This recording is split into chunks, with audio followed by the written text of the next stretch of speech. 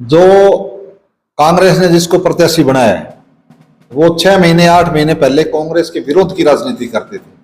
आज Congress party high command ने पता नहीं क्या सोच के उनको प्रत्याशी बनाया है। कांग्रेस का वोटर जिनके खिलाफ लड़ता था आज उनके पक्ष में कांग्रेस का वोटर कैसे लड़ पाएगा। मैंने दीपेंद्र हुड्डा जी को 20-22 साल दिए हैं, मैं तो उन्होंने समर्थन मांगूंगा। मेरा हक बनता है समर्थन मांगने का, क्योंकि मैंने अपनी पूरी जवानी और सब कुछ उनके ऊपर लौटाया है। पूरी जिंदगी की जमा पूंजी उनके साथ रहा हूं हमेशा, तो मेरा समर्थन वो करेंगे। मैं सबसे पहले तो दीपेंद्र हुड्डा जी समर्थन मांगूंगा और उनसे कहूंगा कि रिक्वेस्ट करूंगा कि उनकी टिकट से उनका फॉर्म खिंचवाए और मुझे समर्थन करें। नहीं चुनाव लड़ता तो एक मिडिल क्लास की, एक कोसली हल्के की आशा ही टूट जाती। और जो मेरे जैसे बच्चे जो एक नॉर्मल परिवार से बिलोंग करते हैं वो कभी उठने की सोचते ही नहीं, क्योंकि राजनीतिक पार्टियां जो भी है वो सारे ये एक्स एमएलए है, ये एक्स एमपी है, ये इतने पैसे वाला है, ये उतने पैसे वाले को। फिर हमारे जो मिडिल क्लास के बच्चे जो संघर्ष कर करके मर चुके, जो बैठ चुके, अब आगे नहीं बैठेंगे। नमस्कार, आप देख रहे हैं स्टेट न्यूज हरियाणा और मैं हूं अमिताभ। जैसा कि आप जानते हैं कि 5 अक्टूबर को चुनाव है और नामांकन की जो आखिरी डेट थी वो 12 तारीख थी और उस दिन तक कांग्रेस की तरफ से जो दावेदारी कर रहे थे मनोज कौशल्या जी, उन्होंने भी निर्दलीय के तौर पे नामांकन किया है। तो चलिए इनसे भी हम बात कर लेते हैं। सर, सबसे पहले तो आपका स्वागत है स्टेट न्यूज हरियाणा। बहुत बहुत धन्यवाद, आपका भी, आपके न्यूज चैनल का भी। सर, आप भी कांग्रेस से दावेदारी कर रहे थे लेकिन किसी और को टिकट मिल गई है, तो आप प्रत्याशी के बारे में क्या सोचते हैं? जो कांग्रेस ने जिसको प्रत्याशी बनाया है वो 6 महीने 8 महीने पहले कांग्रेस के विरोध की राजनीति करते थे। आज कांग्रेस पार्टी हाईकमान ने पता नहीं क्या सोच के उनको प्रत्याशी बनाया है। कांग्रेस का वोटर जिनके खिलाफ लड़ता था आज उनके पक्ष में कांग्रेस का वोटर कैसे लड़ पाएगा। तो कांग्रेस पार्टी का हर वोटर उनके खिलाफ लड़ेगा, उनको हराने के लिए लड़ेगा। इस जी, और सबसे पीछे की लाइन में कांग्रेस का प्रत्याशी ही रहेगा।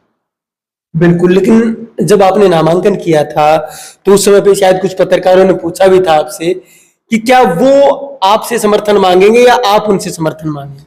मैं तो दीपेंद्र हुड्डा जी से समर्थन मांगूंगा, क्योंकि मैंने पार्टी को 20-22 साल दिए हैं। मैंने दीपेंद्र हुड्डा जी को 20-22 साल दिए हैं, मैं तो उन्होंने समर्थन मांगूंगा।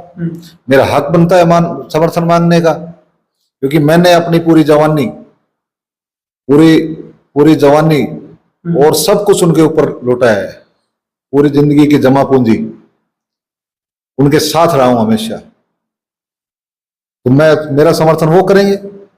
मैं सबसे पहले तो दीपेंद्र हुड्डा जी समर्थन मांगूंगा और उनसे कहूंगा कि रिक्वेस्ट करूंगा कि उनकी टिकट से उनका फॉर्म खिंचवाए और मुझे समर्थन करें।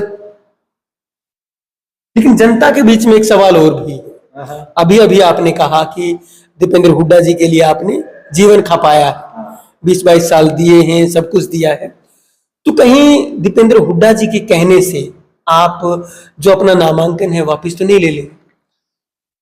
भाई साहब, हम आज इतनी बढ़िया स्थिति में हैं, टिकट अगर हमें मिलती तो बढ़िया स्थिति रहनी थी, लेकिन आज हमने निर्दलीय जो फॉर्म भरा है, हम इतनी बढ़िया स्थिति में आज हम है ही 1 नंबर पे। किसके लिए फॉर्म खींचे जो तीसरे नंबर पे है? बल्कि उनको ही समर्थन करना चाहिए ताकि हम और बढ़िया तरीके से जीत सके। हम तो आज पहले नंबर पे जीत की तरफ बढ़ रहे हैं आगे, तो हमारा तो फॉर्म खींचने का सवाल ही पैदा नहीं होता। फॉर्म खींचने का कोई मतलब कोई प्रश्न नहीं है, कोई चर्चा ही नहीं है। तो हम चुनाव लड़ रहे हैं, मैं नहीं लड़ रहा, हमारे सारे साथी चुनाव लड़ रहे हैं, मजबूती के साथ लड़ रहे हैं। उनकी एक भावना है, जिस दिन टिकट लिस्ट आउट हुई रात को 10 बजे के बाद सुबह तक मेरे एक साथी ने, एक मेरे चाचा ने, बुजुर्गों ने फोन करके कहा है दबने के डरने की जरूरत नहीं है, हम तेरे साथ हैं, चुनाव लड़ो, मजबूती से चुनाव लड़ो। आज हम बढ़िया पोजीशन पे हैं, मेरे सारे साथी, मेरे दोस्त, मेरे बुजुर्ग सब मेरे साथ खड़े हैं। बिल्कुल, आपने कुछ दिन पहले जब टिकटों का बंटवारा नहीं हुआ था, तो उससे पहले भी आपने एक सभा बुलाई थी, तो उस टाइम पे काफी भीड़ आई थी। और अभी भी 15 तारीख को रविवार को आपने एक सभा का आयोजन और भी किया है, शायद आप उसको आशीर्वाद सभा भी कह रहे होंगे। तो उसमें आप क्या अपने लोगों को या जो आपके अपने हैं जो आपको वोट करना चाहते क्या कहेंगे? सबसे पहले तो मैं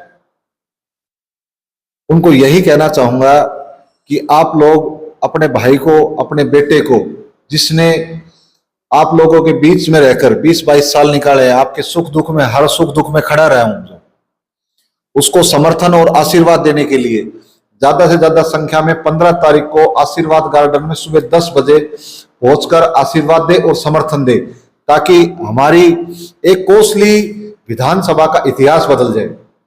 एक कोसली विधानसभा में एक नई राजनीति की शुरुआत हो जाए। एक कोसली विधानसभा एक ऐसा इतिहास रचने जा रही है जो कभी नहीं हो पाया। मतलब पहली बार कोसली विधानसभा से निर्दलीय उम्मीदवार जीतने जा रहा है, पब्लिक के आशीर्वाद से जीतने जा रहा है। और मेरे को लगता है कि अब की बार जैसे पार्टियों ने, जिन कैंडिडेट मेरे जैसे और भी बहुत कैंडिडेट है जिनके साथ पार्टी ने अन्याय किया है, उनके नेताओं ने अन्याय किया है, तो वो इतने भारी संख्या में जीत के आएंगे आगे कि सरकार ही निर्दलीय बनाएंगे। सीएम कौन होगा आगे, हरियाणा का कि बागडोर किसके पास होगी, ये निर्दलीय उम्मीदवार ही डिसाइड करेंगे। आप देखना, एक राजनीति की नई शुरुआत होगी। लोग बाग ये कहते थे कि पार्टी के बिना कैंडिडेट नहीं जीत पाता। एक सबसे बड़ी बात, एक मिडिल क्लास की जीत होगी।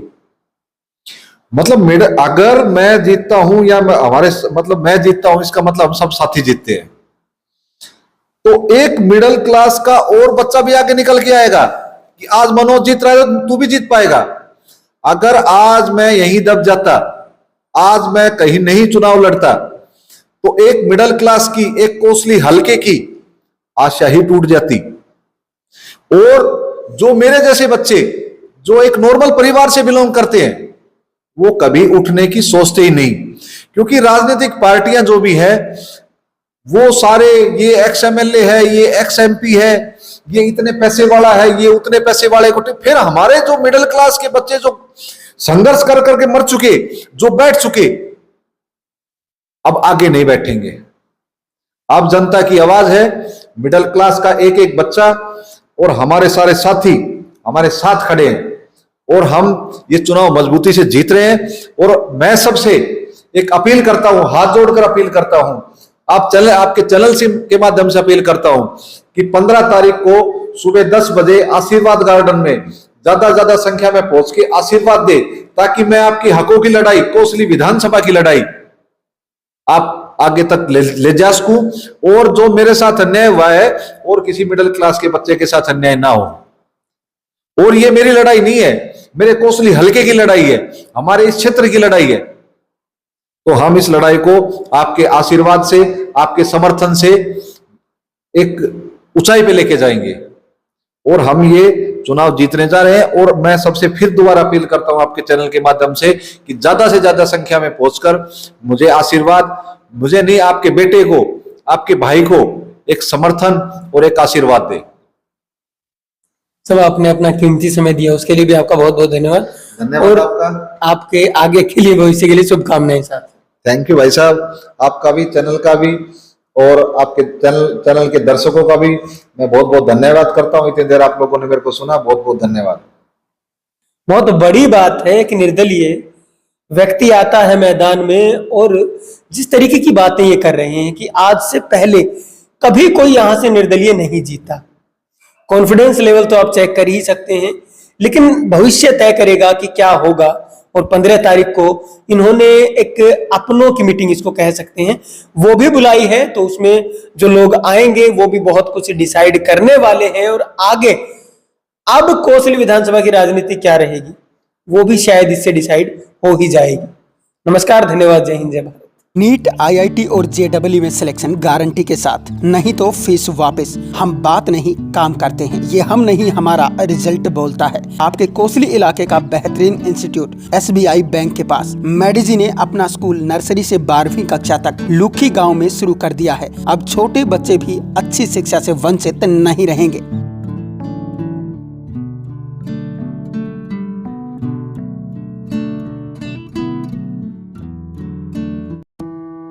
छब्बीस सालों का अनुभव अब संवारेगा आपके बच्चे का भविष्य। श्री भगवान जी लाए हैं डहीना एरिया के लिए बेहतरीन शिक्षण संस्थान Lord Krishna senior secondary school, आपके नजदीकी गांव निमोट में।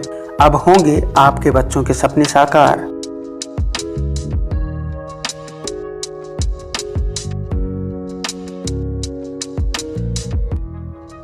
हम आपको विश्वास दिलाते हैं कि इस संस्था में आपके बच्चे का भविष्य सुरक्षित रहे, जहां आईआईटी, पीएमटी, ग्लेड, CA, CPT, NDA, Sainik school और मिलिट्री स्कूल सभी कंपटीशन की तैयारी करवाई जाएगी। मैं 26 साल से शिक्षा के क्षेत्र में काम कर रहा हूं, 1998 से। मैं पहले भी 2 संस्थाएं अच्छी चला रहा हूं, ये तीसरी संस्था लेके हम भविष्य में आपके बच्चे का भविष्य बनाते चलेंगे। और जितने भी कंपटीशन टेस्ट हैं, हमारे पास जो विद्यार्थी आए उसको संस्कारवान बनाएंगे, चरित्रवान बनाएंगे।